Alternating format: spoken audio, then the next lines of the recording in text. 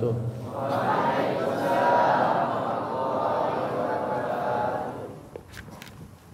الحمد لله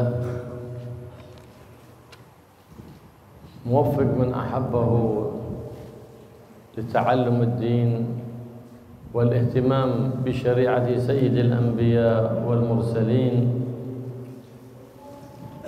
والصلاة والسلام على القائل: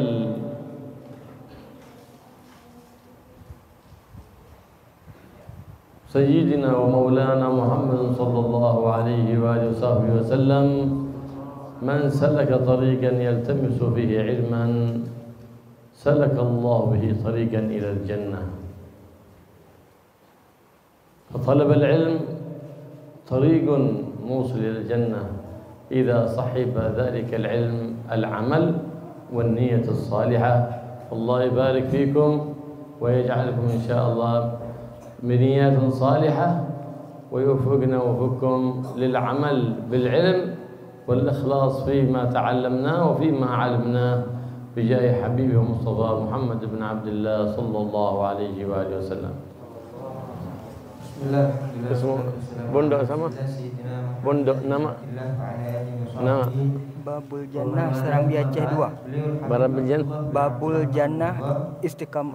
Jannah Istiqamatuddin Serambi Aceh 2. Serambi Aceh 2? Aceh 2, ya. Aceh 2? Iya, Habib. Ada satu ada? Babul Jannah Serambi Aceh. Dua. Satu di mana satu? Ada satu? Enggak. Nah, dua aja. Satunya di Melabu. Di Melabu. Aceh Barat. Aceh Barat. Babul Jannah. Iya, Babul Jannah juga Istiqamah. Ini cabangnya yang kedua. Man salaka tariqan yaltamisu fihi ilman sahhalallahu lahu tariqan ilal jannah. Siapa orang yang menempuh jalan yang di dalamnya dia menuntut ilmu, maka pada hakikatnya dia telah menempuh jalan menuju ke surganya Allah Subhanahu wa taala. Mencari ilmu, menuntut ilmu itu adalah jalan yang menyampaikan seseorang ke surganya Allah Subhanahu wa taala jika dibarengi itu ilmu dengan amal. Dibarengi itu ilmu dengan amal dan niat yang baik yang dilakukan sebelum mengamalkan daripada ilmunya tadi. Maka kemudian beliau berdoa, semoga Allah SWT memberkahi kalian, semoga kita diberikan taufik untuk beramal dengan apa yang kita ketahui daripada ilmu, dan kita diberikan ikhlas di dalam apa yang kita belajar di dalamnya, dalam apa yang kita ajarkan di dalamnya, kita diberikan ikhlas oleh Allah Subhanahu wa taala. السلوك إلى طريق الجنة إلى باب الجنة لا بد من تعلم العلم بنية صالحة، إذ النية هي الأساس. إذا صحت النية وصلحت كان العمل أصلح، وإذا فسدت كان العمل أفسد. فلهذا ينوي دائما الإنسان نية صالحة. إن تعلم ينوي بتعلمه نشر شريعة النبي محمد، إحياء سنة النبي محمد، نوي بتعلمه استزادة من التخلق بأخلاق النبي محمد وأدب النبي محمد صلى الله عليه وآله وصحبه وسلم.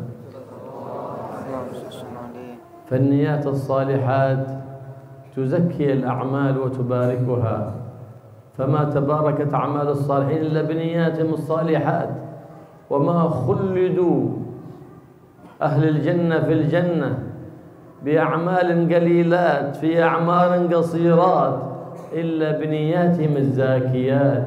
فأصلحوا نياتكم مع الله، وفي كل عمل تقدمون عليه اجعلوه مخلصا لوجه الله، واجعلوا نيتكم ابتغاء مرضات الله والدار الآخرة.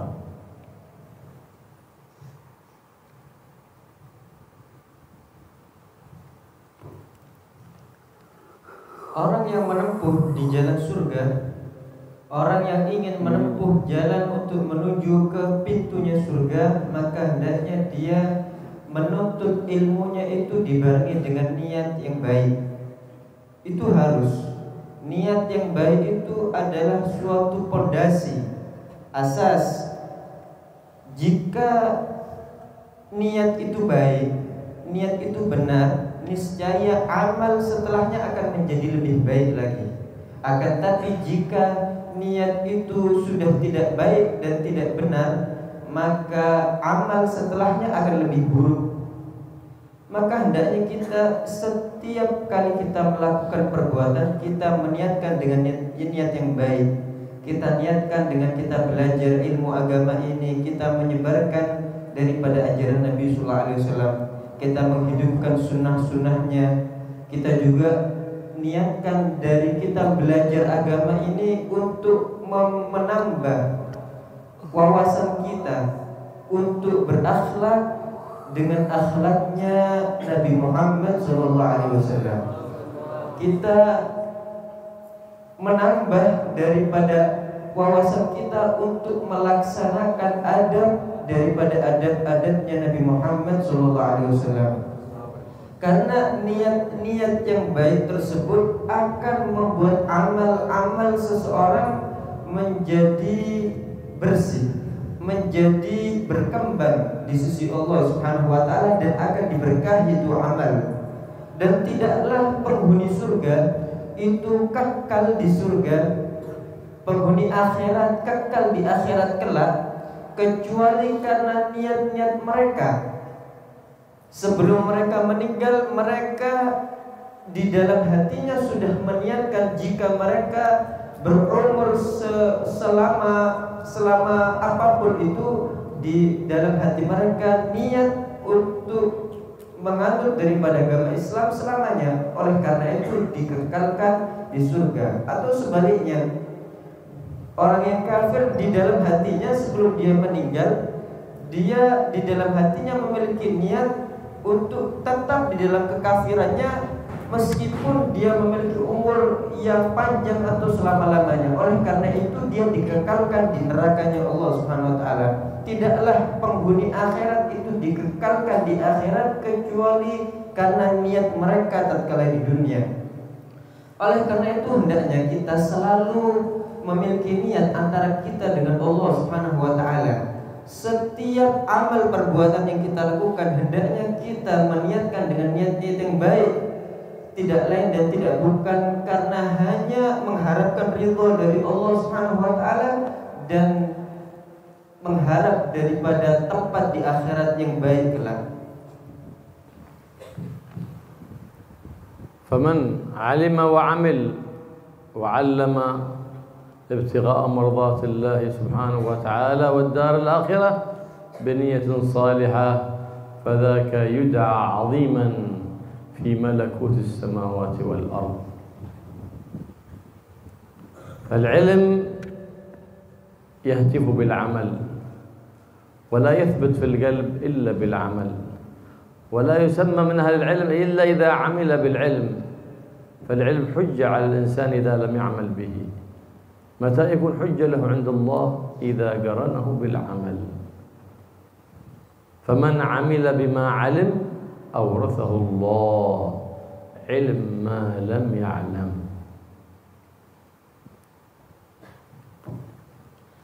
Seseorang yang mengetahui suatu ilmu, kemudian dia mengamalkannya, kemudian dia mengajarkan ilmu tersebut kepada orang lain, tidak lain semata-mata karena mengharap ridha Allah Subhanahu wa taala dan balasan kelak di akhirat, maka dialah seseorang yang dipanggil agung di kalangan penduduk langit dan di kalangan penduduk bumi. Ilmu itu akan menetap di dalam hati jika kita amalkan, dan tidaklah dinamakan ilmu kecuali tatkala seseorang tadi mengamalkan ilmunya tadi. Dan tatkala kita mengamalkan daripada ilmu tersebut, maka ilmu tersebut akan menjadi hujjah yang akan menguntungkan kita kelak di akhirat. Sebaliknya, jika kita mengetahui ilmu akan tapi kita tidak mengamalkannya, maka ilmu tersebut akan menjadi hujjah yang memberatkan kita kelak di akhirat nanti. Dan orang yang mengetahui ilmu kemudian dia mengamalkannya, maka Allah akan memberikan dia ilmu yang dia tidak ketahui sebelumnya. Man alima wa amila awrathahu Allahu ilma ma lam ya'lam. Siapa orang yang mengetahui dan dia mengamalkan ilmunya tadi, maka Allah akan memberinya ilmu yang dia tidak ketahui sebelumnya.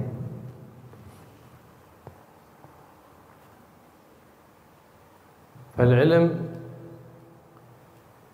لا بركة فيه إن لم يصحبه أدب وأخلاق حسنة، لأن أساس العلم الأدب والأخلاق.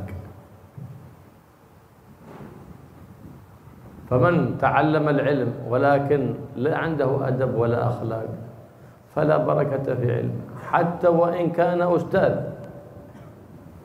لا يتبارك ولا يبال به، إنما يتبارك العلم بالأدب والأخلاق. فلهذا كان السلف الصالح قبل التعليم التربية والتأديب بالسلوكيات والأخلاقيات حتى يأتي العلم فيشرق على القلب نور إذا تقدمه أدب. فلهذا كان النبي محمد صلى الله عليه وسلم يزكي أصحابه ويهذبهم قبل أن يعلمهم، فتخرج من أصحاب النبي محمد من حملوا هذه الشريعة ونشروا هذا الدين وأحيوا سنة الأنبياء، سنة النبي محمد صلى الله عليه وسلم سيد الأنبياء والمرسلين.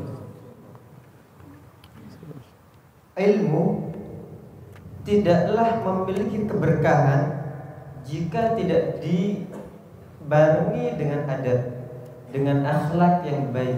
Karena asas ilmu itu adalah adab, asas ilmu itu adalah akhlak yang baik. Meskipun dia berstatus ustaz, akan tapi dia tidak dibarengi, dia tidak memiliki akhlak dan adab, maka dia tidak diberkahi oleh Allah Subhanahu wa taala. Oleh karena itu, para salafus saleh dahulu mementingkan perkara pendidikan, pengajaran adab sebelum mereka mengajarkan murid-murid dan anak-anak mereka ilmu. Mereka memulai dengan pendidikan adab, akhlak dan tazkiyah sebelum mereka mengajarkan kepada mereka ilmu.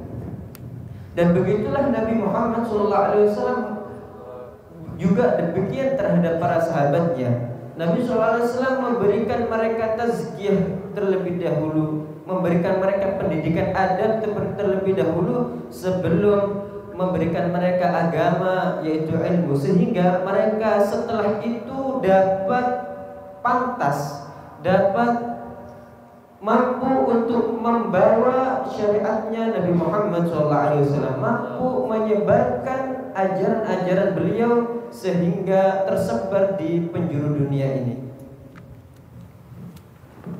فالعلوم كثيرة وليس كلها بنافع، إنما العلم النافع الذي يزيدك قربا من الله، يزيدك محبة في الخير وأهله وبعدا عن الشر وأهله، ويزيدك مراقبة لله سبحانه وتعالى. هذا هو العلم النافع، تكون مراقب لله في سرك وفي علنك، أو تراقب الناس ولا تراقب رب الناس. خاف يستحي من الناس ولا يستحي من رب الناس، هذا يلعب به الوسواس الخناس. Ilmu itu banyak, tapi tidak semua daripada ilmu tersebut bermanfaat bagi seseorang. Ilmu yang bermanfaat itu adalah ilmu yang menambahkan kepada dirimu kedekatan kepada Allah Subhanahu wa taala. Ilmu yang bermanfaat itu ilmu yang menambahkan engkau dekat dengan kebaikan dan orang yang baik. jauh dari kejelekan dan orang yang jelek, dan menambahkan bagi dirimu rasa muraqabah kepada Allah Subhanahu wa taala, rasa pengawasan Allah Subhanahu wa taala, bahwasanya kita selalu diawasi dan dipandang oleh Allah Subhanahu wa taala, bukan hanya kita mengawasi daripada pandangan manusia saja, akan tapi kita tidak memperhatikan daripada pengawasan Allah Subhanahu wa taala. Kalau demikian mereka adalah orang-orang yang dipermainkan oleh syaitan. العلم يهتف بالعمل فإن أجبته وإلا ارتحل، فاحرص على العمل بالعلم، فهذه هي الشريعة والطريقة. العلم شريعة والعمل به طريق موصل إلى الله. ماذا يثمر هذا؟ يثمر الحقيقة، نور في القلب، يذكر الله، نور في القلب متصل بنور النبي محمد، وهو نور التقوى. وإذا لزمت التقوى رزقك الله الفرقان، تفرق بين الحق والباطل والصح والغلط والمنكر والمعروف. هذا النور الذي يرزقك الله بقلب ثمرة للعلم والعمل، فاحرص على العمل بالعلم فإنه ينور القلوب والبصائر. ونور الله كما لا يعطى إلا لطائع، لا يعطى لعاصي، فالزم الطاعات تزدد إيمان، كما قال شيخ الإمام الشافعي عندما أذن له في الإفتاء: يا شافعي إني أرى عليك نورا، فحافظ على هذا النور ولا تطفئه بظلمة المعصية، فالطاعة تزيد النور نور. وما الذي يطفئ النور في القلب؟ هو المخالفات والمعاصي المبعدات عن رب البريات.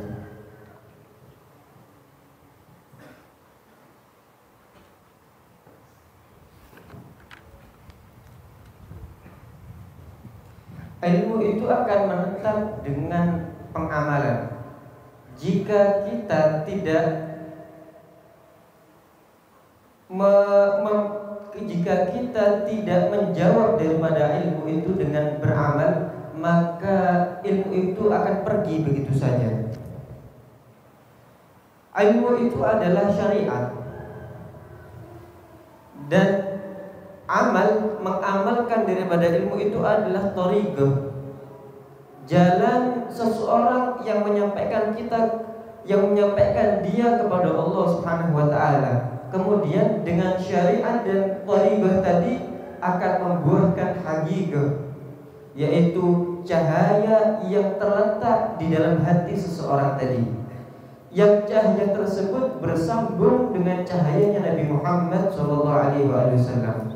Itu adalah cahaya ketakwaan, cahaya takwa kepada Allah Subhanahu wa taala, sehingga seseorang apabila memiliki cahaya tersebut, Allah akan memberikan pada dirinya furqan, pembeda, yang membedakan untuknya antara yang batil dengan yang hak, antara yang benar dengan yang salah, antara yang tidak baik dan yang baik.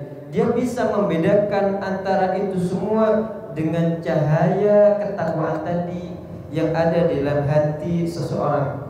Itu adalah buah daripada ilmu dan pengamalan. Maka hendaknya kita perhatikan, kita semangat dan mempedulikan terhadap pengamalan, terhadap apa yang kita ketahui daripada ilmu. Karena sebagaimana dikatakan, cahayanya Allah, cahaya tadi tidak akan diberikan kecuali kepada orang yang taat kepadanya. Sebagaimana yang dikatakan oleh gurunya Imam Syafi'i terhadap Al-Imam Syafi'i, wahai Syafi'i, ini sesungguhnya aku telah melihat pada dirimu cahaya, maka janganlah engkau padamkan cahaya tersebut dengan kemaksiatan kepada Allah Subhanahu wa taala. Ilmu itu cahaya, dan tidaklah memadamkan cahaya tersebut kecuali mukhalafat, pelanggaran dan kemaksiatan kepada Allah yang menjauhkan diri seseorang tadi kepada Allah, dari Allah Subhanahu wa taala. فكيف يكون طالب علم وهو لا يهتم بسنة النبي محمد؟ طالب علم يصلي منفرد ولا يحرص على الجماعة، هذا ما هو طالب علم. طالب علم ما يمشي مع دفتر والقلم إذا حضر مجلس علم يكتب الفوائد، هذا طالب علم. أما يحضر مجلس العلم لا دفتر ولا قلم ما يكون طالب علم هذا. فإنما كتب قر وما حفظ فر. كيف يكون طالب علم ولا عنده حرص؟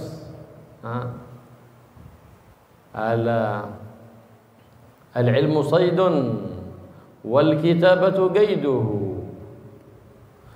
قيد صيودك بالحبال الواثقة، فمن الحماقة أن تصيد غزالا فتذرها بين الخلائق طالقة. إيش اسمه هذا؟ الذي يجري ويتعب ويمسك غزالة ثم بعد ذلك يفكها، يسمونه أوران بودو، أوران طلل. كذلك الطالب إذا لم يقيد ما يستفيده ثم بعد ذلك يضيع عليه، يسمى سانتري بودو، سانتري طلل. Dan tidaklah dikatakan seseorang itu sebagai thalibul ilm, santri, kecuali jika dia memperhatikan, mempedulikan terhadap sunnahnya Nabi Muhammad SAW, terhadap syariatnya Nabi Muhammad SAW. Seorang santri tapi dia tidak memiliki kepedulian terhadap sholat berjamaah, dia sholat sendiri, bukan santri ini namanya. Seorang santri tapi dia hadir majelis ilmu tanpa membawa buku dan pena. Ya bukan thalib ilm namanya ini, bukan santri.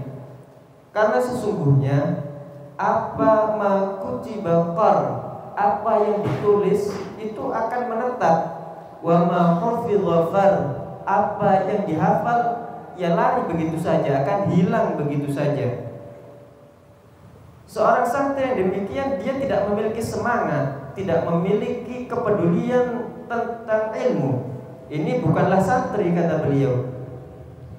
Sebagaimana dikatakan al-ilmu sayyidun, ilmu itu ibaratkan hewan buruan, wal kitabatu qayyiduhu, dan tulisan itu adalah tali kekang bagi hewan buruan yang kita dapatkan tadi. Qayyid suyudaka bil hibalil wafiqah, maka hendaknya engkau mengikat hewan buruanmu tadi dengan tali yang kuat. Dan termasuk kebodohan, termasuk kedunguan, tatkala seseorang telah mendapatkan hewan buruannya, mungkin semisal kijang, kemudian setelah dia berupaya sudah mendapatkan kijang tadi, kemudian dia biarkan begitu saja tanpa adanya tali kekang ataupun dikurung. Apa ini namanya, kata beliau? Seorang santri tapi dia membiarkan ilmunya hilang begitu saja. Seorang pemburu yang telah berupaya memburu seekor kijang kemudian tidak diikat, dibiarkan begitu saja, suruh duduk di samping sini, duduk. Dan diikat begitu saja. Apa namanya ini? Ini namanya orang bodoh. Ini namanya orang tolol, kata beliau. Begitu juga santri. Jika dia tidak memiliki kepedulian, semangat di dalam menulis apa yang dia ketahui daripada ilmu, dia adalah santri yang bodoh, santri yang tolol, kata beliau. وهكذا طالب العلم يعرف من سماه عندما يقبل وعندما تنظر إليه في صلاته في جلوسه تعرف أنه هذا طالب علم، عليه سمة طالب العلم. أما طالب علم يصلي بلا كوفية، أي طالب علم هذا؟ عليه سمة طالب العلم، لباس الأبيض، كوفية البيضاء، ما هو يتشبه بمن لا خلاق له في شعره وفي نحو ذلك. وقد ظهروا اليوم كثير من الطلبة يتشبهون بمن لا خلاق له، بالممثلين واللعاب الكرة يتشبهون ببعض، منهم يطيل شعره مثله، ومنهم من ينقص البعض، يحلق البعض ويترك البعض، يتشبهون بمن لا خلاق له. ما هكذا طلب العلم. طلب العلم القدوة العظيمة هو النبي محمد، والنبي محمد نظيف في أشياءه كلها، وقد قال صلى الله عليه وسلم: الله نظيف يحب النظافة. طالب علم يترك ثيابه مرماه ما هو مرتب، إذن علامة أنه ما بيكون له شأن. من هذا طالب العلم؟ يرتب دروسه، يرتب ثيابه، يرتب أموره كلها، هذا علامة أنه سيكون له شأن إذا كبر. أما من هو الآن في صغره لا يرتب نفسه، ما يرتب ثيابه، ترى ثيابه مرماه، أموره وسخة وليس على نظافة، فلهذا دائما يكون مهموم.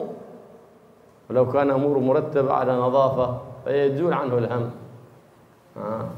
فمن نظف في بدنه وثوبه فإنه يزول همه وغمه، كما قال الإمام الشافعي.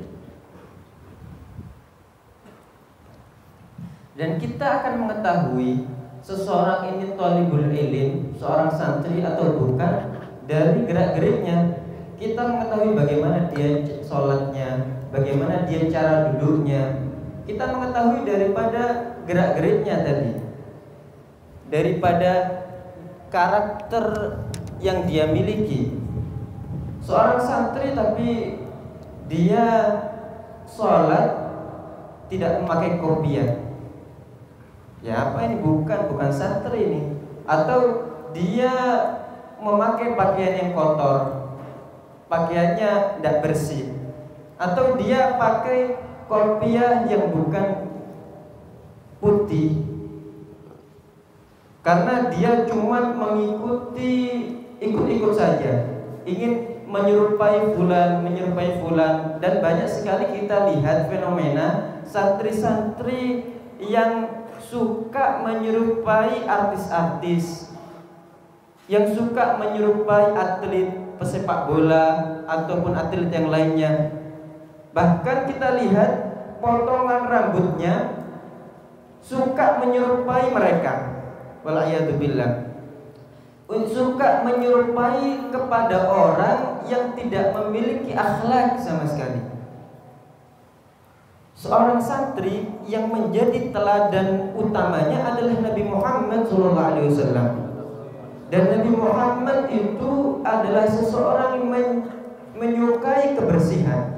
Allahu nadhif yuhibbun nadhafah. Allah adalah zat yang maha bersih dan menyukai daripada nadhafah, kebersihan. Kalau kita melihat ada santri tidak perhatian terhadap kebersihannya, tidak tertib, bajunya kelempraan begitu saja, bajunya berserakan begitu saja, ketahuilah ini santri di masa yang akan datang tidak akan menjadi orang yang besar nanti. Kita mengetahui daripada santri ini nanti akan jadi tatkala dia sedang menuntut ilmunya gimana. Dia ini orangnya bersih, orangnya suka menertibkan pakaiannya atau enggak.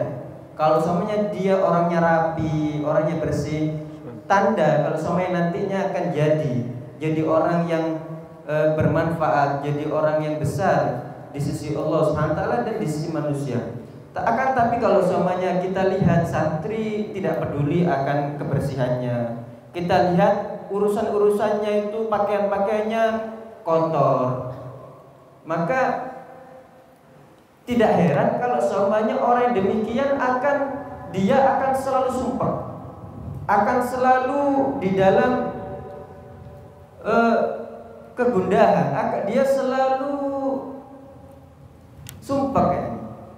Karena Imam Syafi'i telah mengatakan man nadhufa fi badanihi wa thiyabi zala hammu. Kalau ada seseorang yang bersih di dalam pakaian dan badannya, maka kesumpakannya akan hilang, sebagaimana dikatakan oleh Imam Syafi'i.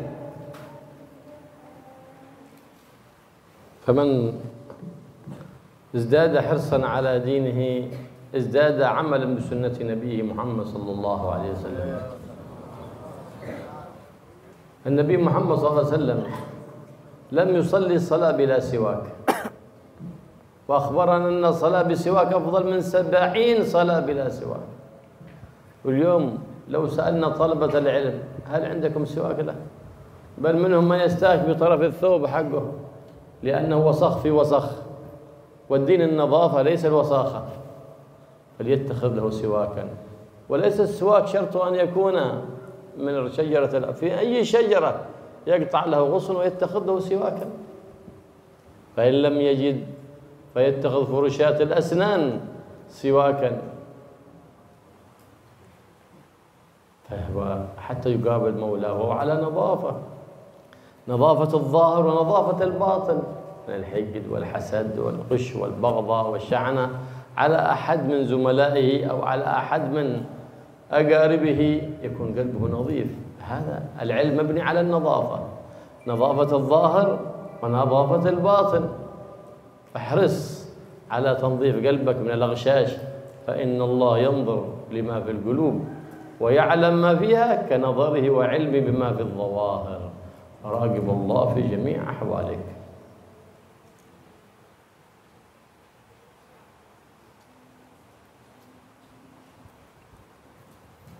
Seseorang yang bertambah semangatnya di dalam agamanya, di dalam menjalankan syariat Nabi Muhammad SAW, dia akan dekat dengan Nabi Muhammad SAW.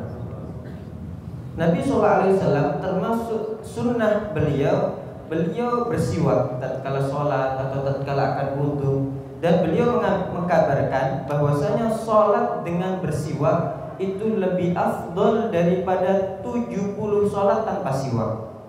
Bukan sama, lebih baik sholat dengan siwak lebih baik daripada sholat 70 sholat tanpa memakai siwak. Sekarang kalau kita tanyakan kepada santri, siapa yang memiliki siwak sekarang? Mungkin sedikit yang memiliki siwak,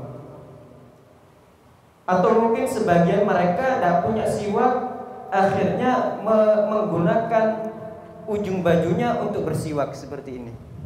Ini bukan termasuk kebersihan, ini kotor ini, dan ini tidak dianjurkan seperti ini. Bukan seperti yang sebagian ustadz menganjurkan meskipun tidak pakai siwak, pakai ujung baju. Ini salah ini. Dan siwak itu tidak harus pakai kayu arok yang kita ketahui itu, kayu siwak. Kayu apapun itu, kayu dari pepohonan, yang penting di situ memiliki kasar yang bisa digunakan untuk bersiwak, bisa mencukupi untuk mendapatkan pahala kesunahan. Atau kalau dia tidak mendapati daripada kayu di pepohonan itu, dia bawa sikat. Sikat itu dibawa waktu sholat, sikat gigi itu digunakan buat sholat, itu mendapatkan pahala kesunahan sholat. Tapi mungkin orang kalau bawa itu diketahui mungkin, padahal itu dapat kesunahan siwak tatkala seorang tadi membawa sikat minimal. Kalau bisa ya pakai kayu siwak.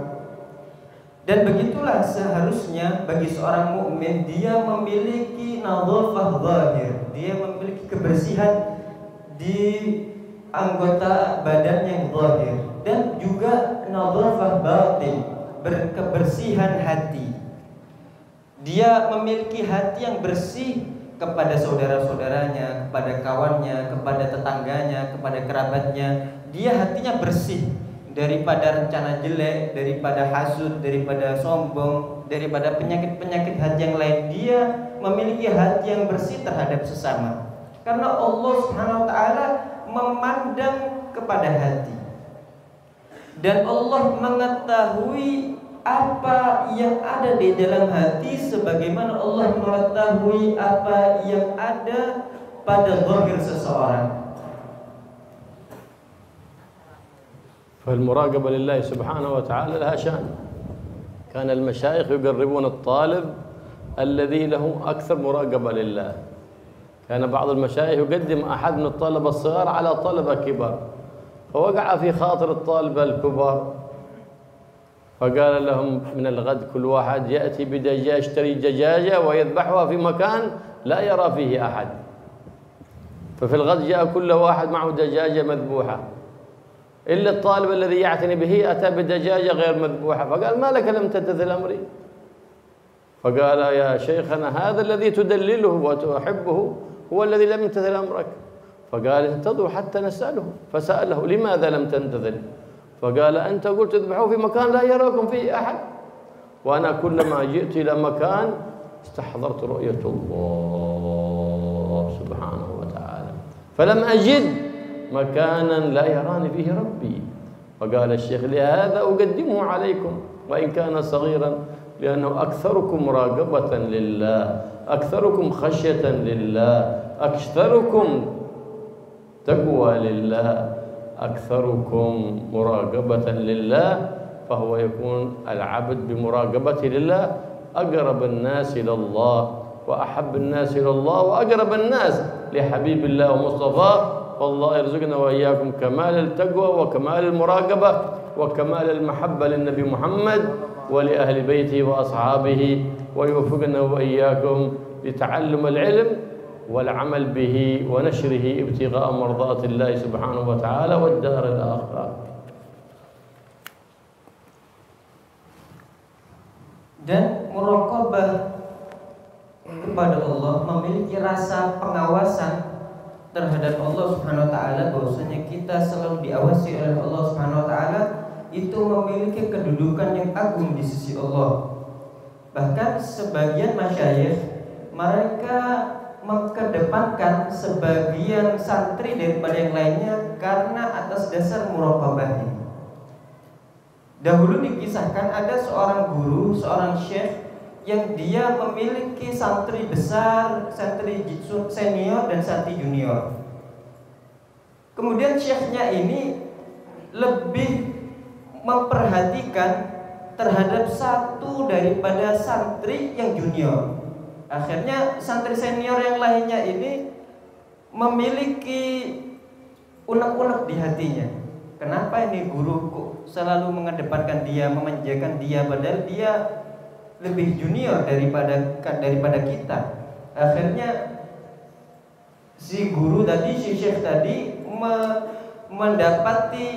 mengetahui apa yang ada di unek-unek mereka, sehingga memberikan ujian kepada mereka, memerintahkan mereka semua terhadap santrinya untuk mendatangkan ayam di kebesokan harinya dalam keadaan disembelih.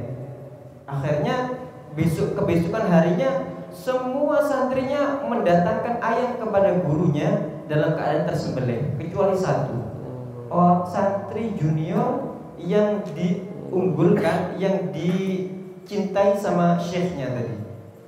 Akhirnya santri yang lainnya semuanya mengatakan kepada gurunya, ya syekh, coba lihat santri yang engkau manjakan, santri yang engkau kedepankan, santri yang engkau cintai ini malah justru yang tidak melaksanakan perintahmu.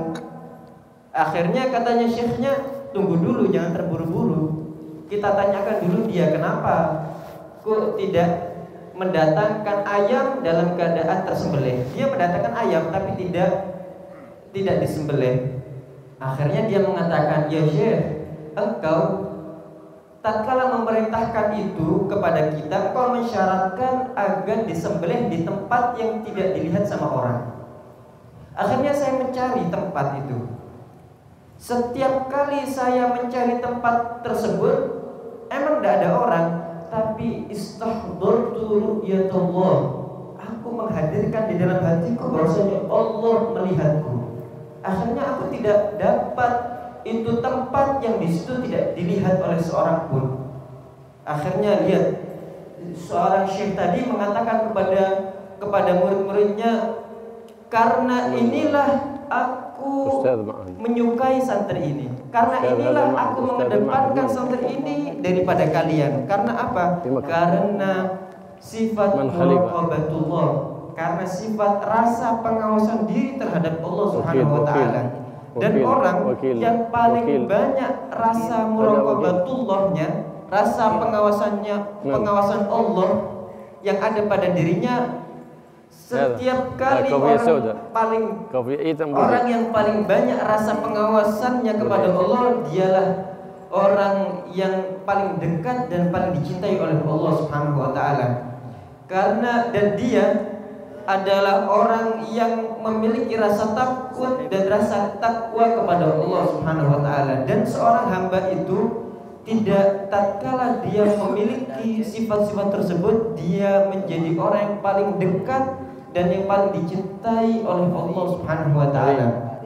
Semoga Allah Subhanahu wa taala memberikan kita kesempurnaan takwa. Semoga Allah Subhanahu wa taala memberikan kita kesempurnaan muraqabah, kesempurnaan cinta kepada Nabi Muhammad dan cinta kepada keluarganya, ahlu baitnya, dan cinta kepada para sahabatnya. Semoga Allah memberikan kita ilmu dan kita diberikan untuk daripada ilmu tersebut. Semoga kita dijadikan oleh Allah sebagai orang yang menyebarkan ajaran-ajarannya, menghidupkan sunnah-sunnahnya, berkah daripada Nabi Muhammad sallallahu alaihi wasallam. Allah yuwaffiqna wa iyyakum lil istiqamah fi talab al ilm an nafi' wal istiqamah fi at-taqwa wal istiqamah lis suluk fi tariq al jannah طريق العلم النافع. فهذه الدعوة المباركة من واظب عليها بعد كل صلاة يرزق الله الهمة في طلب العلم النافع والاستقامة، وهي اللهم اغنني بالعلم وزينني بالحلم وأكرمني بالتقوى وجملني بالعافية وحققني بالاستقامة. من واظب عليها إن شاء الله يرزقه الله الحرص على طلب العلم النافع وحفظ العلم والعمل بالعلم.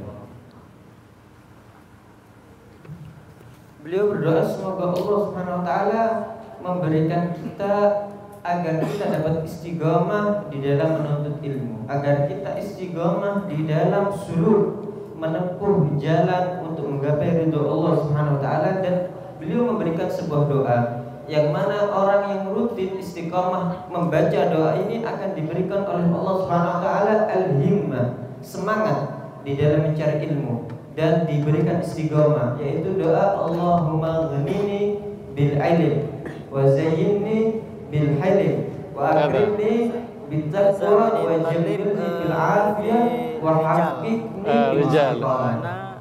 Allahumma putri putra ada putri ada putra. Ini bil ilmi wa zayyinni bil hilmi wa akrimni bit taqwa wa jammilni bil afiyah wa haqqiqni bil istiqamah. Orang yang rutin membaca doa ini, istiqamah membaca doa ini, insyaallah akan diberikan oleh Allah Subhanahu wa taala himmah, semangat di dalam menuntut ilmu, dan akan diberikan oleh Allah Subhanahu wa taala penjagaan ilmu-ilmunya, dan diberikan oleh Allah Subhanahu wa taala taufik untuk mengamalkan akan ilmunya. Allah يبارك إن شاء الله في هذا المعهد وفي من تعلم فيه من الطلبة والطالبات وفي من علم فيه من المدرسين والمدرسات، ويجعله معمورا إن شاء الله بالعلوم النافعات والطلبة الخيرين والطالبات الخيرات، ويصلحنا ويصلحكم ويسلك بنا منهج النبي محمد سيد السادات، ويوفقنا وإياكم للسلوك في منهج النبي محمد خير البريات، ويحفظنا وإياكم من شر المعاصي والمخالفات، ويوفقنا وإياكم لاكتساب الطاعات، ويجعل أوقاتنا وأقواتنا كلها مصروفة في طاعة الله وطاعة النبي محمد صلى الله عليه وآله وصحبه وسلم. Semoga Allah Subhanahu wa taala memberkahi pondok ini, memberkahi orang yang belajar di pondok ini daripada santri ataupun santriwati. Semoga Allah memberkahi pengajar baik yang laki-laki ataupun yang perempuan. Semoga Allah menjadikan pondok ini makmur dengan ilmu-ilmu yang manfaat. Semoga Allah memberikan kita, menjalankan kita di jalan yang sesuai dengan manhajnya, metodenya jalan Nabi Muhammad SAW. Semoga Allah SWT memberikan kita taufik untuk menempuh jalan tersebut dan menjaga kita daripada kejelekan maksiat, menjaga kita daripada pelanggaran, dan semoga Allah SWT memberikan taufik kita untuk melaksanakan ketaatan kepada Allah Subhanahu wa taala dan menjadikan seluruh waktu-waktu kita dan seluruh harta-harta kita semuanya itu dialihkan kepada ketaatan kepada Allah Subhanahu wa taala, dan semoga Allah memberikan kita ilmu dan mengamalkan daripada ilmu tadi. Allahumma inna nafaqaha al-khair wa 'anna yuwaffiqna al-khair wa 'anna 'alayh. Allahumma ma'a buyutana wa ma'ahidna wa masajidna wa sallayatina بالعلم والعمل والكرم والتقوى والخير والبركة والنور، واجعل أيامنا فرح وسرور وحبور بجاه نبيك محمد بدل البدور. يا غفور يا شكور يا حي يا قيوم يا ذا الجلال والكرم، اغننا بالعلم وزينا بالحلم وكرمنا بالتقوى وجملنا بالعافية وحققنا بالاستقامة، إنك على كل شيء قدير بالجبة جدير. وصلى الله على سيدنا محمد النبي وآله وصحبه وسلم، والحمد لله رب العالمين بسر الفاتحة.